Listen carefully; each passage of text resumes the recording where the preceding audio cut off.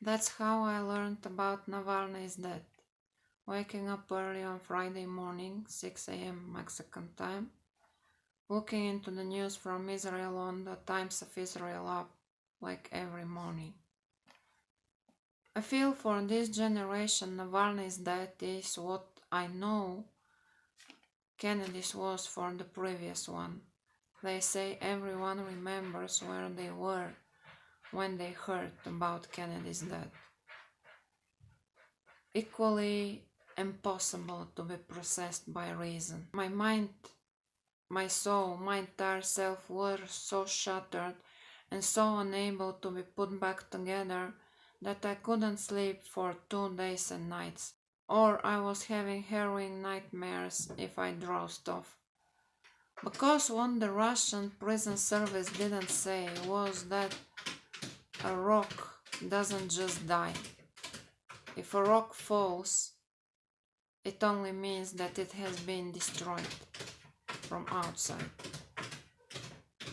Navalny was a rock, emotionally, mentally, physically, and from every other point of view.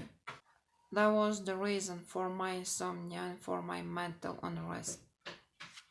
Also because when I found out about him only just about a year ago, from the documentary which won an Oscar, he blew my mind with his absolute level of authenticity and of unbound freedom.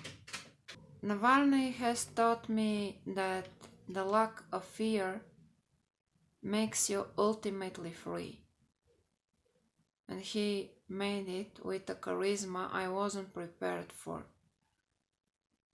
Or in the words of a Bulgarian classic, there's no power over that head which has voluntarily decided to fall from its shoulders. Navalny has taken this decision the moment he has taken the flight to Moscow. This documentary and Navalny blew my mind because they met me with someone I could identify with. Someone who embodied each and every of my values. And that's how Navalny became a role model to me.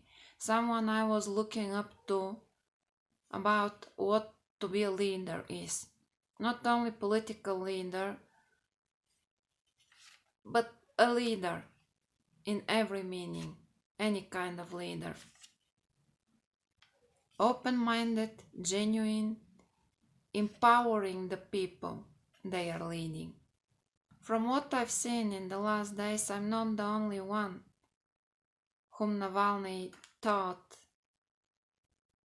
that the freedom consists in the absence of fear.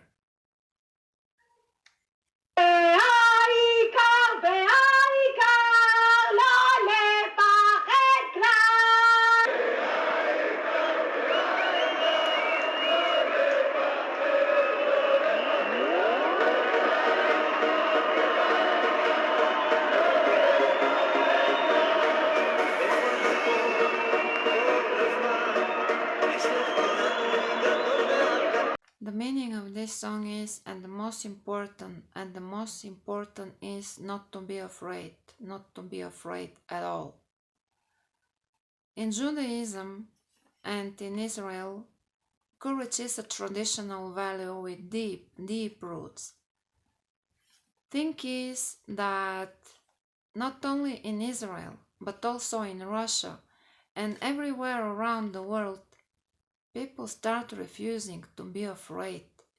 A new generation is born that refuses to be disabled by fear. Of course, there will always be people who voluntarily choose to be sheep and to give up their freedom. But these are people that stay out of their time, marginal, voiceless. The people who bring the change refuse to let someone else do the thinking for them or make their decisions. And these people are not afraid anymore. Navalny was both. their harbinger, and their speaker. And this new generation of people and leaders make dictators like Putin shit their pants. As we say here in Mexico, que pocos huevos. Literally, how little balls. Instead of facing their opponent in an open dispute as a powerful leader would do, Putin imprisoned Navalny. Then he put him in solitary confinement. He denied him contact with his family. He charged him with 3 sentences and 18 years of prison. He starved him and he tortured him, and when everything he tried to break him and to silence him didn't work, he sent him to the highest security prison behind the Arctic Circle. And when the dictator kept failing against truth and justice, he tried to murder them, murdering Navalny.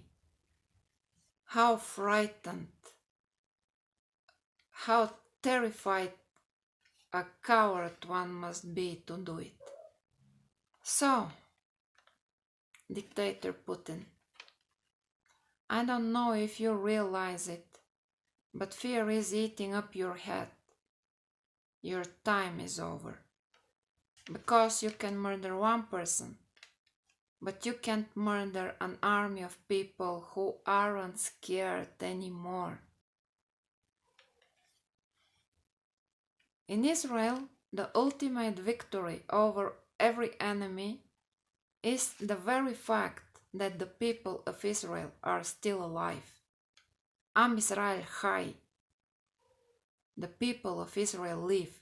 Alexei Navalny lives. His life work lives, his project lives, his beliefs and concepts live. Yesterday we saw Yulia Navalnaya taking on the project, the job and the purpose of her husband. I was dead set sure that there will be posts on Navalny's channels again, exposing Putin's imbecile and cruel dictatorship. I was just imagining it rather V for Vendetta style, where you can't know who's posting them, where they are posting them from, so you don't know whom to kill. And the irrational terror of Navalny's ghost is shooting you dead. But you're shot dead even without the masked V behind the posts on Navalny's channel. You're shot dead because you can't murder justice. You're shot dead because you can't murder the truth murderer. And they're coming for you. By the way, have you noticed that Putin is doing exactly what his friends from Hamas are doing? He's holding the body of a person he's murdered, not allowing their family to bury them humanly, as Navalny's mom said today, not allowing their family to rest. Are you surprised?